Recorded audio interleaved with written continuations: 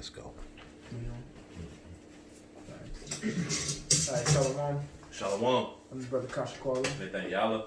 First and foremost, we want to give all glory, honor, and praises to Yahweh, Ba'ashem, Yahushai, Ba'ashem, Chakodash. Double honors to the apostles and elders of Great Millstone who rule and teach well. Peace, love, salutation to the elect, 144 first fruit. Today's lesson, we're going to get into the book of Malachi, the first chapter, verses 1 through 5. And pretty much, get on nigga E. All right? I know a lot of brothers call him E. I call him nigga E. You know what I'm saying? Because he's been doing some nigga shit lately. And we can all see it, but it's all through the spirit. It's all according to a part of the plan. He's been doing his little test runs and seeing how things are happening, but the Lord has something for his ass. Matter of fact, can you get Job chapter 20 real quick? Huh. We get Job, start off with Job 20. And get straight to the point. Matter of fact, start at verse 6. This is Job chapter 20, verse 6. And it says, though his excellency mount up to the heavens, and his head reach unto the clouds, yet he shall perish forever like his own dung. And that's a synopsis of that is his pride. That's a good scripture to bring out on Esau's pride. Though he exalts himself, like the eagle, but he should perish away like his own dung. Brothers love to use the analogy when you take a dump and you flush it. You see that shit anymore? No. Nah. Yep. It's just like, that's what Esau. Go ahead, bro. Continuing on, it says, they which have seen him shall say, where is he? Yeah, they that shall seen him shall say, where is he? Go ahead. He shall fly away as a dream. That he shall fly away as a dream. So our offspring, they're going to be like, Abba, what's it, Edomite? Well, sit here, son. Let me go ahead and tell you a story. That's how it's going to be in the kingdom. You know what I'm saying? Go ahead, bro. Because they're going to be no more. Go ahead. And it says, and shall not be found, yea, he shall be chased away as a vision of the night. He shall be chased away as a vision of the night. Most brothers have dreams, you can't remember what it is. It's gone. Get James the 5th chapter real quick. I want to say it's the 5th. It's either the 5th or 4th chapter where you're like, I think it's the 4th chapter, to be honest with you. Let me see where it is real quick. Yeah, James 4 and 13. This is James chapter 4 and verse 13. And it says, go to now, ye that say, today or tomorrow we will go into a city and continue there a year and buy and sell and get gain. Keep going. Whereas ye know not what you shall be on the morrow, for what is your life, even as a vapor. Exactly. And that's the Edomite's life. All right, it's a vapor. It just pops up and it fades away. You ever cook something and you have steam and you see the steam rising and you look up, you just watch it rise and then all of a sudden it just dissipates? That's going to be Esau's life after the 1,000 years. And if I could say, if you look at the scripture, it says that and we would go to a city and continue there a year and buy and sell and get gain. You see Esau's monetary system falling apart right now. He's no longer these low-level Edomites no longer have the ability to go into places like they used to and buy and sell and gain. So you're seeing his kingdom crumble right before your eyes. Matter of fact, read James 5 and 1. This is James 5 and 1. Go now, ye rich men, weep and howl for your miseries that shall come upon you. Your riches are corrupt, and your garments are moth-eaten. Your gold and silver is cankered, and the rust of them shall be a witness against you. Exactly. Me and the brother was speaking about all these stimulus checks and unemployment checks just being written out. Like, it's a fucking free-for-all right now. You know what I'm saying? All that's just rust. And it's going to notice that his economy it's nothing anyway. Like we were just speaking, America's entering into a debt jubilee.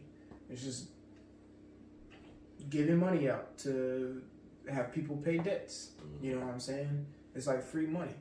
You know, that's why it says, reread verse 1 again. It says, "Go now, ye rich men, weep and howl for your miseries that shall come upon you." Exactly, for your miseries that shall come upon you. And with that, we're going to go ahead and jump into Malachi, the first chapter. If I can comment real quick. It says that, verse 2, it says, "Your riches are corrupt." If you know anything about the fractional reserve system and how the debt is created and it devalues the money already in circulation, that's corruption. That's the money being corrupted. And now the system has been devalued to the point where the money has no value. All right? That's right, bro. All right, go ahead. This is Malachi 1. This is Malachi 1 and 1. Yep. It says, "The burden of the word of Yahweh to Israel by Malachi." That's right, and the word Malachi means my messenger. All right, go ahead. So this is a message to you, Esau. Go ahead. It says, "I have loved you, saith Yahweh. Yet ye have said, wherein hast thou loved us? Was Esau not Jacob's brother, saith Yahweh? Yet I love Jacob." That's right. So it says, "Have I loved you?" And who is he speaking to? He's speaking to Israel. Good Deuteronomy chapter 4 and I want to say 37 real quick. Because he's speaking to you Israelites. And we speak to you Israelites all the time and let you know y'all sure are. Y'all are the princes of the power. But they hate hearing that. Because they're so desensitized to being someone of a position, being someone that has some type of position or authority or some significance. Because you've been so beaten and trodden underfoot by this white man to think that you're not shit. And some of these Jakes, deep down inside, do think they're 3/5 of a person. That's how beaten and downplayed you Jake are, man. But we're here to tell you to wake up. And I was going to add to the brother's point, you Jakes, and just to really show that what this brother is saying is true, Esau murders you, kills you in the streets, and puts it on film, right, for everyone to see, and you still want to save his ass. Right. Well, what about the white man? Because he gave you cupcakes on Tuesday at work? All right, man. God, this is Deuteronomy 4 and 37. And it says, because he loved thy fathers, therefore he chose their seed after them. That's right. Because he loved their fathers. Bible 101. The fathers are who? Abraham, Isaac, and Jacob, who the Lord established the promise with. You could read from the end of Genesis, the 11, and start flowing into Genesis, the 12th chapter on. It speaks about Abram and going to Abraham, having Isaac, pretty much the transfer of spirit to Isaac, the transfer of the promise, and then the transfer of the promise to Jacob. And you get all the way to the book of Exodus, the 2nd chapter. And matter of fact, get Exodus, whole Deuteronomy 4 and 30, get Exodus 2 and 23, I'm going to say. All right? Because what? The Lord remembered those promises of the fathers. All right? That's Abraham, Isaac, and Jacob, our forefathers, man. This is Exodus 2 and 23. "And it came to pass in process of time that the king of Egypt died, and the children of Israel signed by reason of the bondage." They signed by reason, by bondage. It's the same thing we're doing now, but only 144,000 are doing it. All right? And truth and sincerity, according to John, the 4th chapter. All right? He ain't listening to everybody this time. Go ahead. And it says, "And they cried, and their cry came up unto Yahweh by reason of the bondage." Right? Keep going. And it says, "And Yahweh heard their groaning, and Yahweh remembered his covenant with Abraham, with Isaac, and with Jacob." You see, those are the fathers. So go back to Deuteronomy 4 and 37 real quick and start at the top. This is 4 and 37. It says, "And because he loved thy fathers," there you go. Go ahead. "therefore he chose their seed after them, and brought thee out in his sight with his mighty power out of Egypt." Hey, and that's a prophecy. Because he dealt with the fathers, Abraham, Isaac, and Jacob. He shall bring their seed out of this. Well, guess what? Are we not his seed? Are Abraham, Isaac, and Jacob's seed? You could read, I think it's either in Hebrews or Romans where it talks about, no, it's Salakia. It's in the book of Acts when Stephen was speaking, okay? And he spoke about how Abraham came, Isaac came, Jacob came, and had 12 patriarchs, okay? We come out of the lines of them 12 patriarchs, but ultimately the forefathers, the 3 forefathers. Mm-hmm. So the Lord deals with us that's a prophecy to this very day. He deals with the seed of Abraham, Isaac, and Jacob. And we tell Jake this all the time, but they don't want to hearken. But that's okay. You know what I'm saying? You go back to me. You got a precept, bro? I'm bringing one out right now. Go ahead. I just wanted to, because we were going into how the Lord chose Jacob, mm-hmm. and moving forward, what the Lord is going to do for us in the future. This is 2nd Ezra 15:11, mm-hmm. and it says, "But I will bring them with a mighty hand and a stretched out arm, and smite Egypt mm-hmm. with plagues as before, and will destroy all the land thereof." That's easy money right there. You see? Right. So the Lord is going to, America and all you Edomites are going to be destroyed. Yeah. And this place that is spiritual Egypt and Sodom is going to be completely decimated. That's right. All right. That's it. Hey, that's a perfect precept right there. Perfectly broken down too, man. All right. So get Isaiah 41:8 real quick. Okay, because we just want to bring further home the point that, man, Yahweh Bashim Yahushai chose Jacob's seed, man. He didn't choose anybody else's. He deals with Jacob. Read Ecclesiasticus 24th chapter. It shows you who who wisdom dwelt with, man. All right, and that was the children of Israel. Go ahead, brother. This is Isaiah 41:8. Mm-hmm. It says, "But thou, Israel, art my servant, mm-hmm. Jacob, whom I have chosen." Oh, this sounds very what? Possessive. Yeah, one-sided, possessive, racist. Yep, because you can only be racist towards your own people. Exactly. It means what? Raza, which goes back to seed, which means to be for one's race. That's it. You got it, bro. You got it, man. All right. It was 41 and 8. Mm-hmm. It says, "The seed of Abraham, my friend." See, the seed of Abraham, my friend. You know, and of course, according to Ecclesiasticus, what's that, chapter 6? I want to say like verses 6 or 7. It talks about be not hasty to credit, but you got to prove every friend. All right. And what? How was Abraham proved?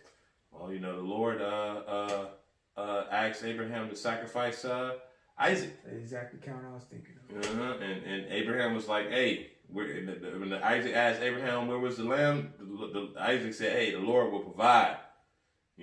So hey, he showed his faith. Like, "Hey, I'm willing to give everything for you, Lord, because I know you gave me everything."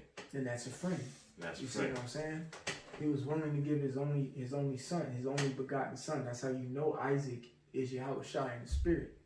Because Abraham was willing to give his only begotten son as a sacrifice, but it wasn't time for the only begotten son to be the sacrifice at that time. Mm-hmm. And it shows you the integrity of Isaac to be willing to be sacrificed. Mm-hmm. You see, you got to see both sides of the spectrum. It reminds me of Jephthah's daughter.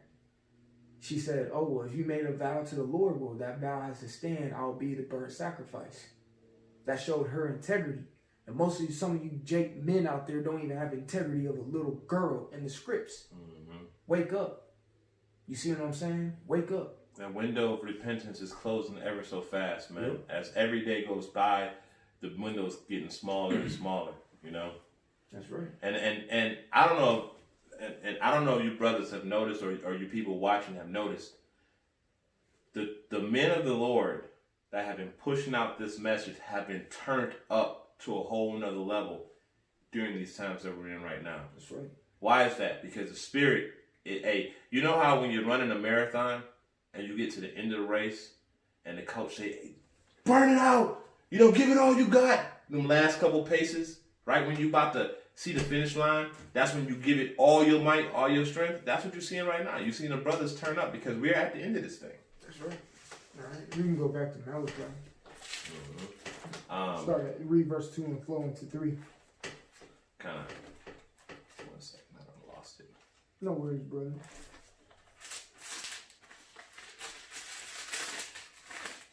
Alright. We wanted to get in Malachi because we can see the end of this place in the horizon right now. Like it's right here, you know what I'm saying? So you gotta get on this nigga E. His place is going down, man. Like, we about to get out, bro. And if you notice, right, E has been turned up too. He has. A lot of spirits on the left hand side have been turned up, and you can notice it. And I'll be 100. Brothers getting tired. Brothers getting tired of this fucking place. That's how you know we at the end. Ain't no other. Just me personally. I ain't never been more tired of this place than I ever been. You know what I'm saying? That's the spirit, because the brother, one of the officers, him and I, we were talking, and I was just telling the officer, and he concurred. It's more than just a physical and mental tiredness. I don't know if you can. It's like it's something deep within you that's like, man, I'm just so sick of this place. I am so done with it. I don't want to do it anymore. You know, like I'm finished with it. You know, and for me, that's how I feel. I don't know what it is, man, but I do know what it is, but I don't want this place to continue on anymore. Well, with that being said, we'll back it by the scripts, get Jeremiah. We'll get back to Malachi, but get Jeremiah chapter 20, verse 9. Because I just watched a video from the Deacon Barzal, and he brought this out, and it hit home.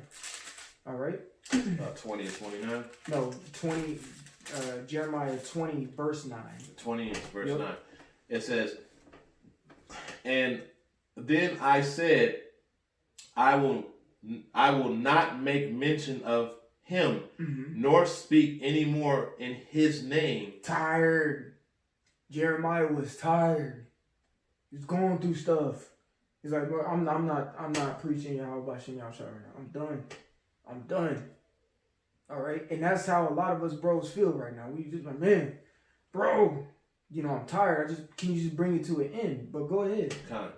It says, but his word was in my heart as a burning fire. That's right. It's like in your mind, but I gotta say something, man. I gotta do this work. It's in us to do it. We tired of the motherfucker right now. But the only thing you can think about doing is reading, link up with bros, and doing a lesson. Nothing else. We read, sleep, eat truth, man. You know what I'm saying? But we're tired of this place. But I can't do nothing but just want to bring this out and condemn this place and prophesy and tell my people to wake up.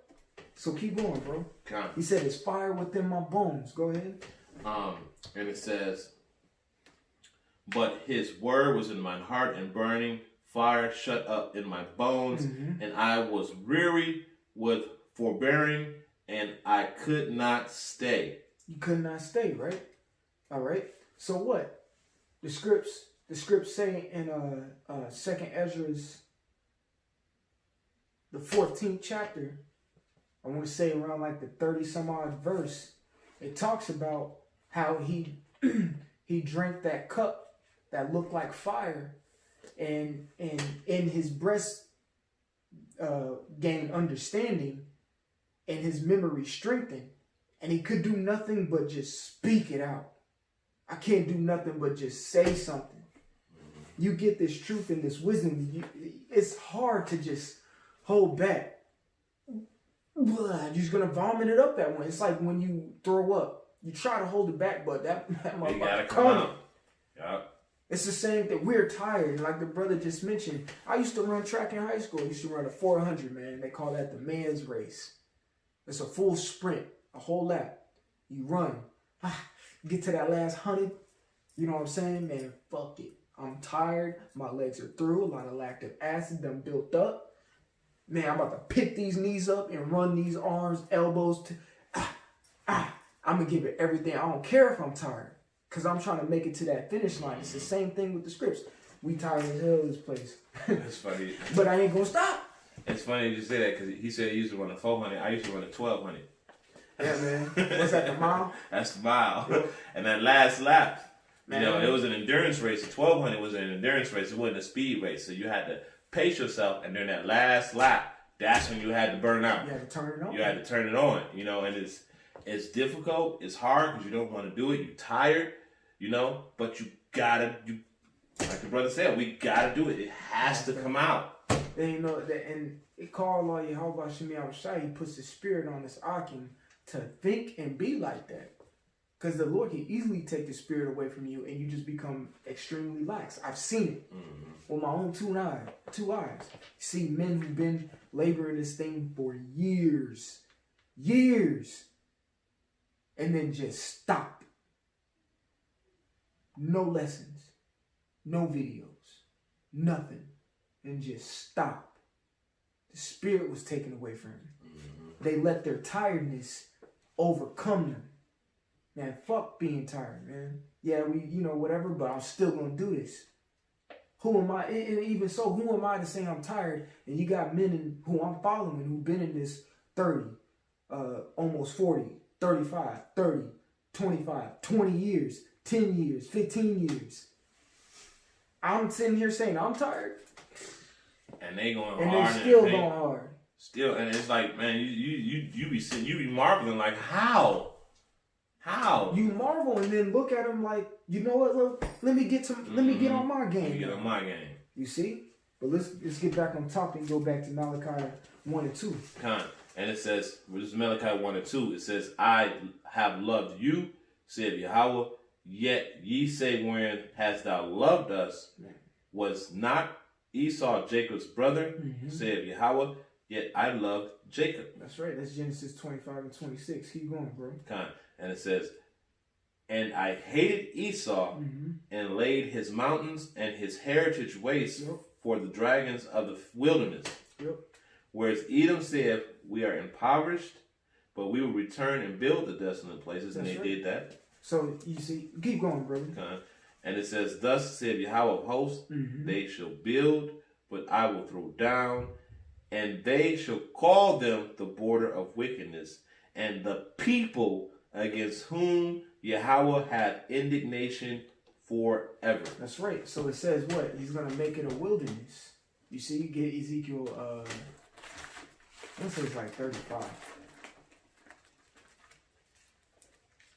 Ezekiel 35. I want to say 35. Just start at the top. Alright? Because we're gonna get into how this place is actually gonna be a wilderness. You can also read about it in what's that? Isaiah 13, I want to say. But you can start at the top. It says, this is Ezekiel 35 and 1.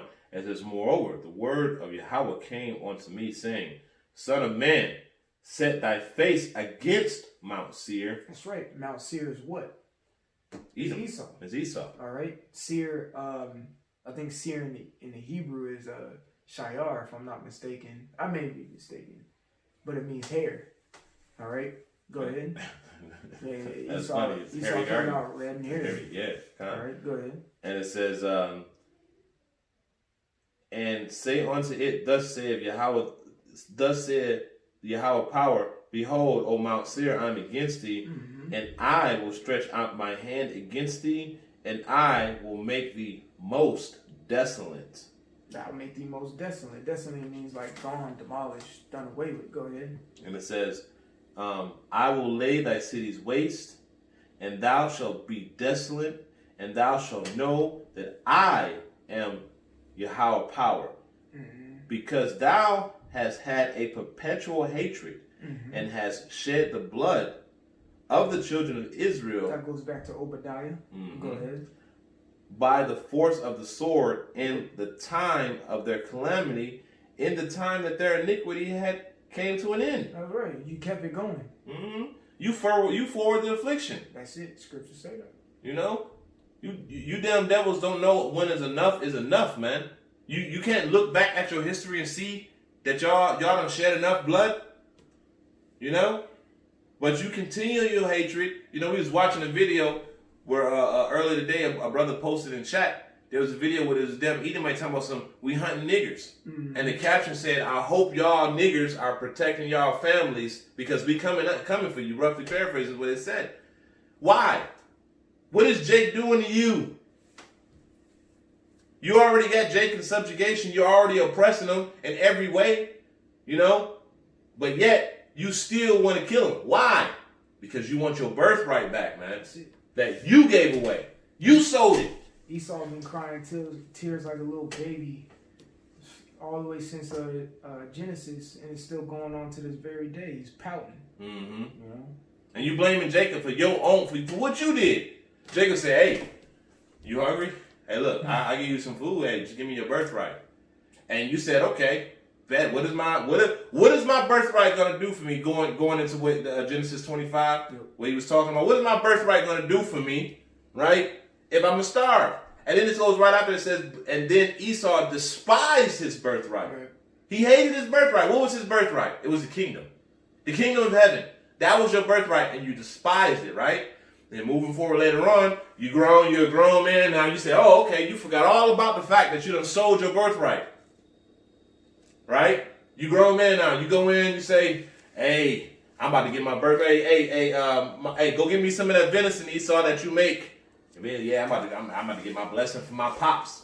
Right. The Lord said, nah, man, you sold that. Right. Am I right? The Lord said, nah, you sold that. So you're going to have to honor what you did. Right. You sold the kingdom of heaven for a morsel of meat, and the act was so despicable and so atrocious, so dishonorable, that the Lord made you honor it and made you eat it and hated you because you're like, what? Man, what kind of, the kingdom of heaven? Right.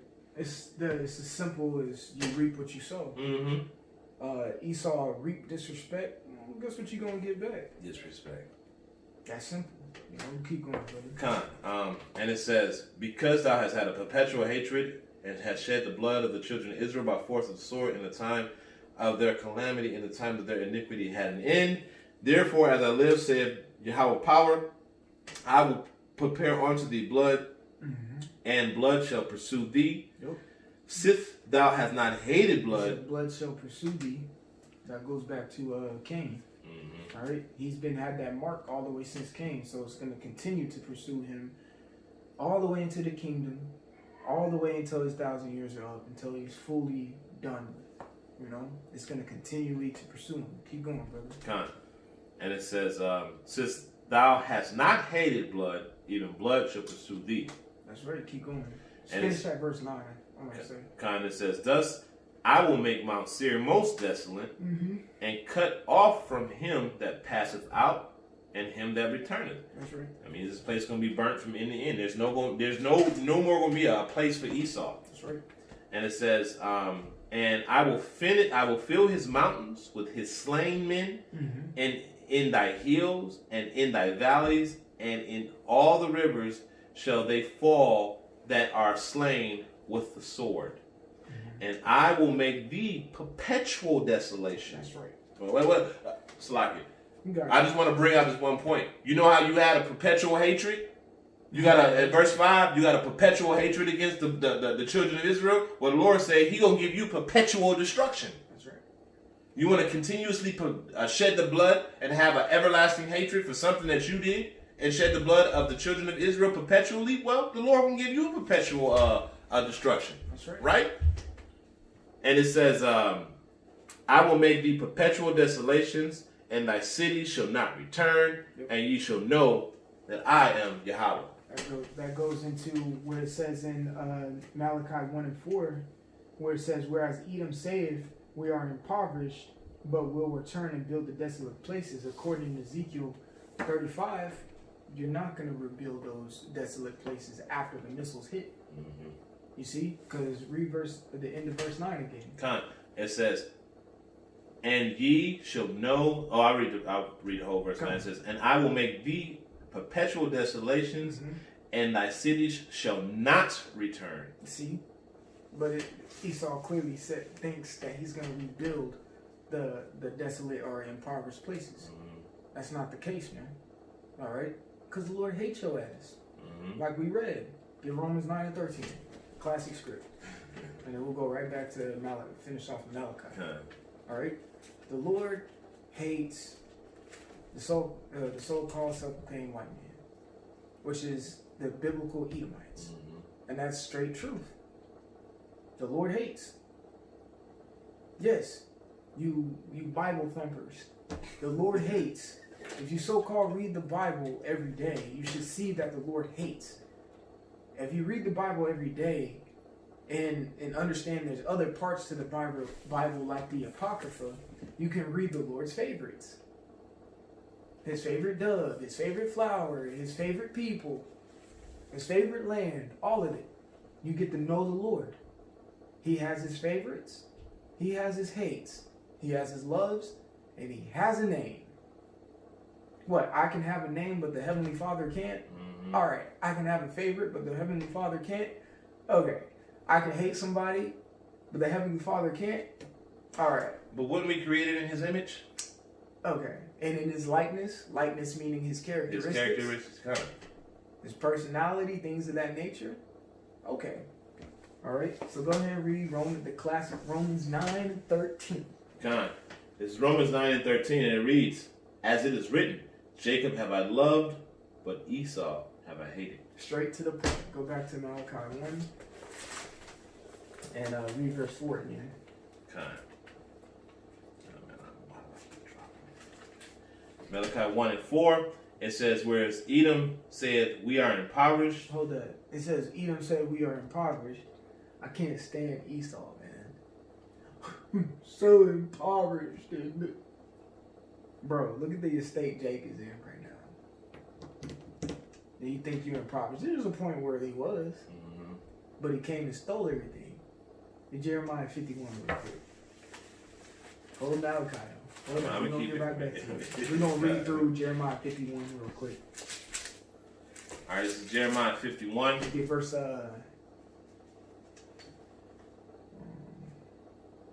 start at 8. Kind of Jeremiah 51:8. And it says, "Babylon is suddenly fallen and destroyed. Yep. Howl for her, take balm for her, if so, she may be healed. Right? We would have healed Babylon, but she is not healed. Right. Forsake her, and let us go everyone into his own country, for her judgment reacheth unto the heavens, and is lifted up even to the skies." That's right. So it says what? That get balm for her that she may be healed. Esau is impoverished, right? But it says he will return and build desolate places, but it's not healed. Just like you get sick, Esau will give you what? Treatment. Rome has just been patched up with a little bit of stitches that are half done. That's it. But that wound is about to reopen, and it's going to be a deep gash that can't be put back together, and it's going to bleed out and die. That's America. All right, go back to Malachi 1:4. This is Malachi 1:4. It says, "Whereas Edom said, we are impoverished,